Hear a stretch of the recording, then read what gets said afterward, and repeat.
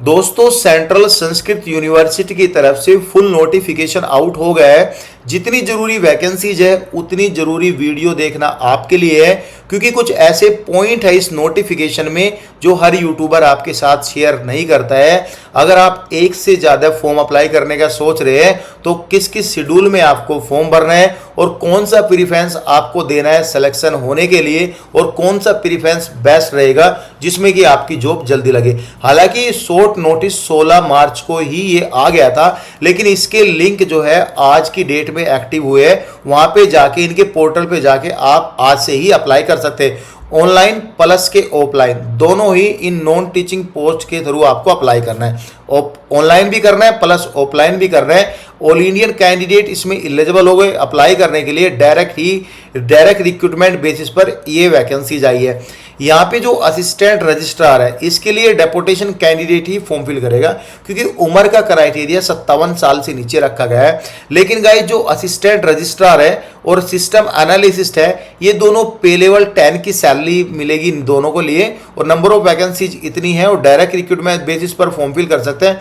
यहाँ पे दिया है एकलव्य, वेद व्यास, श्री रघुनाथ कीर्ति जो एक कॉलेज है, इनमें कितनी कितनी वैकेंसीज हैं और दोनों में 40 साल से नीचे आपकी उम्र होनी चाहिए। बाकी जो पे लेवल 7 एंड गाइस जो यहाँ पे 6 की वैकेंसीज है, पे लेवल 7 और 6 की वैकेंसीज है। Section officer, nursing officer, assistant, guest house manager, junior engineer, personal assistant and professional assistant, इन सभी में उम्र जो है 35 साल से नीचे होनी चाहिए। और नंबर ऑफ वैकेंसीज आप यहाँ पे देख सकते हो किस में कितनी वैकेंसीज आई है। और गाइज ये आपको जो है प्रीफरेंस देखना जरूरी है, आपको किस में कितनी वैकेंसीज कौन से सेंटर के लिए आई है वो देखना जरूरी है। बाकी जो पे लेवल 5 से लेके एंड गाइस पे लेवल 1 तक की सैलरी जिसमें मिलेगी उसमें उम्र 32 साल से नीचे होनी चाहिए। सभी डायरेक्ट रिक्रूटमेंट बेसिस पर वैकेंसीज आई है। टेक्निकल असिस्टेंट एंड गाइस यहाँ पे stenographer, UDC, library assistant, LDC, driver, MTS की वैकेंसीज इसमें आई है। और गाइस यहाँ पे ये library attendant and medical attendant dresser की भी वैकेंसीज के लिए 32 साल से नीचे आपकी उम्र होनी चाहिए। टोटल नोटिफिकेशन में 144 वैकेंसीज आई है। ठीक है, यहाँ पे कुछ हॉरिजॉन्टल रिजर्वेशन बता गया किस कैटेगरी में कितना रिजर्वेशन है। इसके एप्लीकेशन फॉर्म स्टार्ट हो गए थे 16 मार्च 2026 मंडे से, लेकिन फॉर्म जो है आज की डेट में एक्टिव हुआ है, यानी 20 मार्च को फॉर्म एक्टिव हुआ है और उसी में ही फुल नोटिफिकेशन आउट हुआ है। लास्ट डेट जो है इसकी 16 अप्रैल 2026 है, लेकिन इससे 15 दिन तक, यानी 16 अप्रैल प्लस के 15 दिन, 16 अप्रैल तक आप ऑनलाइन अप्लाई कर सकते हैं। 15 दिन तक आपको ये हार्ड कॉपी भेजना है। अगर आप रजिस्ट्रार के लिए अप्लाई कर रहे हो तो जो हार्ड कॉपी है the vice chancellor central Sanskrit university 56-57 institutional area Janakpuri new Delhi पर भेजना है। अगर आप बाकी सभी पोस्ट के लिए अप्लाई करना चाह रहे हैं एक्सेप्टेड दिस, तो आपको the registrar central Sanskrit university आपको यहाँ पे भेजनी है। यानी सीधी सी बात है, असिस्टेंट के लिए वाइस चांसलर को भेजनी है, बाकी अदर सभी पोस्ट के लिए रजिस्ट्रार के पास अपना एप्लीकेशन भेजने है। अपलोड जो डॉक्यूमेंट्स करने हैं, हाई क्वालिटी स्कैन कॉपीज आपको डॉक्यूमेंट्स अपलोड करने हैं। बाकी ये मोटा मोटा इंफॉर्मेशन है, कैसे मेथड ऑफ द डेपोटेशन उसका नहीं बताएंगे। क्वालिफिकेशन एलिजिबिलिटी क्राइटेरिया यहाँ पे बताया गया है। सभी डॉक्यूमेंट्स आपके ओरिजिनल होने चाहिए, यूनिवर्सिटी से अप्रूव्ड होनी चाहिए, यूनिवर्सिटी आपकी जेन्युइन होनी चाहिए। अब यहाँ पे जो जनरल इंफॉर्मेशन है पोस्ट प्रीफरेंस है। अगर आप ऑल इंडिया कैडर कैंडिडेट्स यहाँ पे सेलेक्ट करोगे तो जितने भी headquarter related to central Sanskrit university है, जितने भी 12 campus related to central Sanskrit university है और सेंट्रल अक्रॉस द कंट्री आपको कहीं पर भी भेज देंगे। मेरा तो मानना है आप ये मत चूज करके, अगर आपकी प्रिपरेशन बहुत तकड़ी वाली है कि आपने कुछ भी चूज कर दिया तो आपका सिलेक्शन हो जाएगा, तो आप जो है इनमें से अपना प्रीफरेंस दे सकते हो। जैसे आपके घर के नजदीक एकलव्य कैंपस है तो आप एकलव्य कैंपस को चूज कर लो। फिर थोड़ा सा दूर श्री रघुनाथ कीर्ति कैंपस है, आप उसको थोड़ा सा कर लो। मतलब मैं एक एग्जाम्पल आपको दे रहा हूं। वैसे भाई अलग अलग स्टेट है, हिमाचल प्रदेश है, त्रिपुरा है, उत्तराखंड है, पुणे है, सब अलग अलग है भाई। या जब घर से ही दूर जाना तो ऑल इंडिया कैडर आपको सेलेक्ट करके अप्लाई करना है। ठीक है, आपको कहीं पर भी भेज देंगे। ठीक है, यहां पे लिखा है transfer request through any mode will not be consider entertain for a minimum 10 ear lock in period. 10 ear lock in period है, मतलब जहां पर आपकी इनिशियली पोस्टिंग होगी वहां 10 साल तक कोई भी ट्रांसफर आपको नहीं मिलेगा। ठीक है, यहां पे लिखा है for separate post example if applying LDC और UDC separate application must be submitted, यानी फी भी आपको सेपरेट भरनी है, एप्लीकेशन भी आपको सेपरेट करनी है। ये लिंक दिया गया भाई, टेलीग्राम पर मिल जाएगा, सेम लिंक आपको वहां के जाके पे आपको अप्लाई करना है। अब अगर आप पे लेवल 10 से लेके पे लेवल 14 की जो 3 वैकेंसीज आई है, ये 3 वैकेंसी इनके लिए अप्लाई करोगे तो आपको 3,1500 रुपए देने हैं। अगर आप पे लेवल 6 से लेके पे लेवल 9 यानी जिसमें 35 साल से नीचे उम्र रखी गई है, जैसे सेक्शन ऑफिसर से लेके प्रोफेशनल असिस्टेंट तक, इसमें जर्नल ओबीसी और ईडब्ल्यूएस को 2,000 रुपए, एसटी एससी पीडब्ल्यूबीडी कैंडिडेट को 1,000 रुपए देने हैं। कमाने का तो धंधा बहुत बढ़िया है। पे लेवल 1 से लेके पे लेवल 5 जिसमें ये सभी UDC, LDC, MTS, driver, attendant, ये सभी स्टेनोग्राफी, टेक्निकल, ये वैकेंसीज आई है। जनरल ओबीसी और ईडब्ल्यूएस एक्स सर्विसमैन को 1,000 रुपए पे करने हैं, एसटी एससी पीडब्ल्यूबीडी कैंडिडेट को 500 रुपए पे करने हैं। यहाँ पे जो है आपको ये ऑनलाइन अप्लाई करना है, वही सब दिया गया है। अब यहाँ पे रिजर्वेशन का बेनिफिट एक बार सुन लो, चूंकि एज पर government of India central government की वैकेंसीज है, एसटी एससी को मिलती है 5 साल की छूट, ओबीसी को मिलती है 3 साल की छूट अगर आपके पास सेंट्रल गवर्नमेंट का सर्टिफिकेट है। डिपार्टमेंटल कैंडिडेट है तो 40 year in case general candidate, 45 year in case ST SC candidate है तो ये डिपार्टमेंटल छूट मिलेगी आपको। कास्ट का सर्टिफिकेट फाइनेंशियल ईयर 2025 टू 2026 का होना चाहिए। यहाँ पे बताया गया है सारी डिटेल, वो आप देख लेना, यहाँ पे बताया गया है 1/4/2025 के बाद, पहले का ना हो उसके बाद का हो तो आप एलिजिबल है अप्लाई करने के लिए। बाकी यहाँ पे कुछ खास इंफॉर्मेशन, ये सर्टिफिकेट बता गया है किस किस से आपका अप्रूव्ड होना चाहिए। यहाँ पे ये पीडब्ल्यूबीडी का general condition, general information, delay avoid करना है, एक्यूरेसी, कॉन्टेक्ट डिटेल सही भरना है, वो सब यहाँ पे दिया है। एग्जामिनेशन सेंटर, इसके जो एग्जामिनेशन सेंटर है दिल्ली, मुंबई, कोलकाता, बेंगलुरु में इसके एग्जाम सेंटर रखे गए हैं, लेकिन ये मॉडिफाई भी हो सकते हैं। नंबर ऑफ एप्लीकेशन जहां पे ज्यादा आएगी वहीं पर ये मॉडिफाई हो जाएंगे। अब यहाँ पे अगेन बोला है इन सभी के लिए आपको एडवाइस किया। अब देखो जो एग्जाम है, पहले इन लोगों ने बता दिया एग्जाम 4 शेड्यूल में आपके एग्जाम होंगे।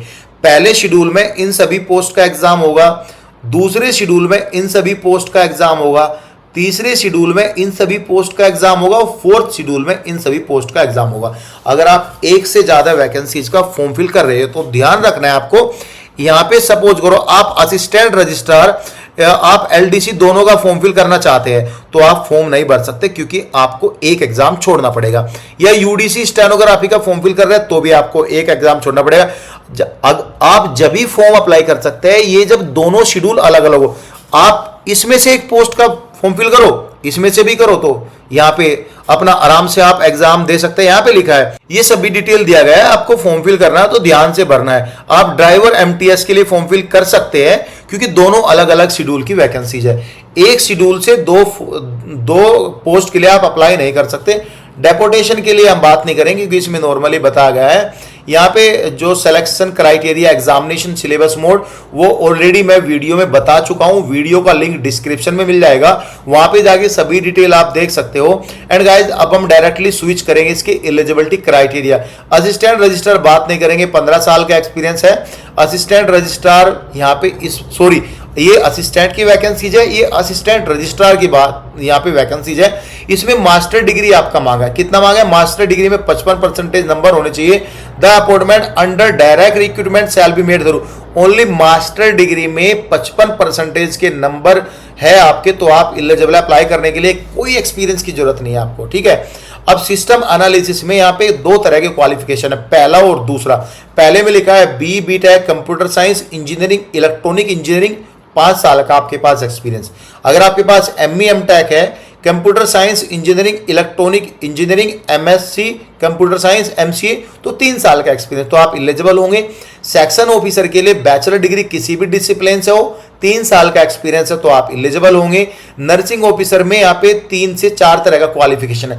पहला है बीएससी ऑनर्स, नर्सिंग से आपने किया है तो आप यहाँ पे एलिजिबल होंगे विदाउट एनी एक्सपीरियंस, ठीक है।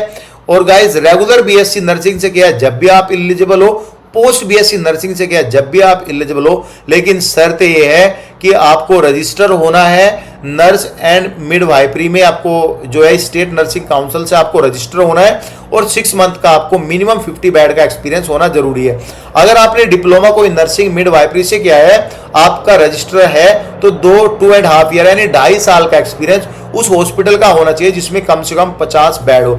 असिस्टेंट के लिए बात करेंगे, बैचलर डिग्री मांगा है, 3 साल का एक्सपीरियंस। देखो एक्सपीरियंस प्राइवेट का भी चलेगा, लेकिन मैटर करेगा जिस कंपनी में आप काम कर रहे हो वह प्राइवेट कंपनी का टर्नओवर साल का 200 करोड़ का है तो आप एलिजिबल होंगे। प्रोफिशिएंसी इन टाइपिंग भी होगी, computer application noting and drafting भी होगी। गेस्ट हाउस मैनेजर के लिए bachelor degree in hotel management plus के 1 ईयर रिलेवेंट एक्सपीरियंस है तो आप एलिजिबल है। अगर आपने डिप्लोमा किया है, डिप्लोमा के साथ साथ 2 साल का एक्सपीरियंस मांगा है, जब भी आप एलिजिबल हो। जूनियर इंजीनियर के लिए बैचलर डिग्री इंजीनियरिंग या टेक्नोलॉजी से किया है या बीई बीटेक आपने किया है तो आप 1 ईयर के एक्सपीरियंस के साथ एलिजिबल हो सकते हैं। डिप्लोमा किया है तो लगभग आपको यहाँ पे 3 साल का एक्सपीरियंस दिखाना है।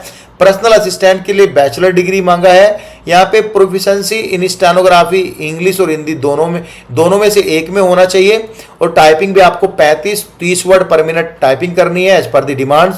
2 साल का एक्सपीरियंस भी आपको यहाँ पे दिखाना है। डिजायरेबल को फोकस हम नहीं करेंगे।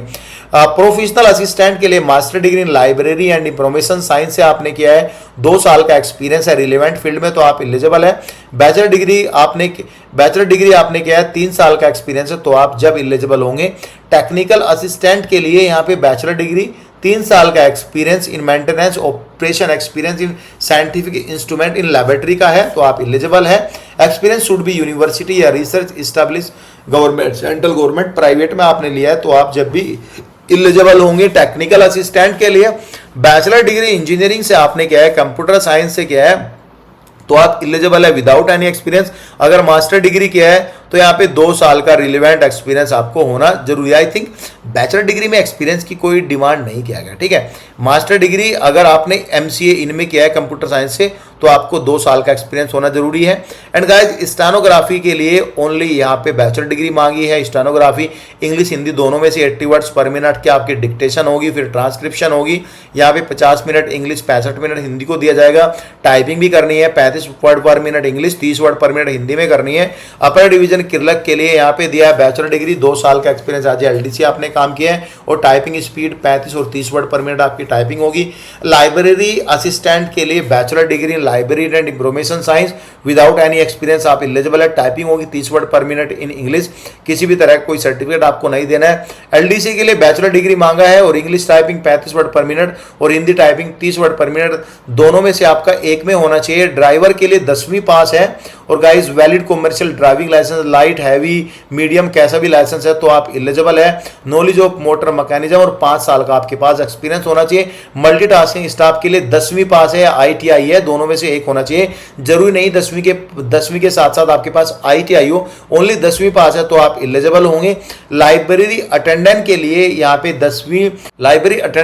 12वीं पास होना चाहिए। सर्टिफिकेट लाइब्रेरी साइंस में आपका है, 1 साल का एक्सपीरियंस है तो आप एलिजिबल है।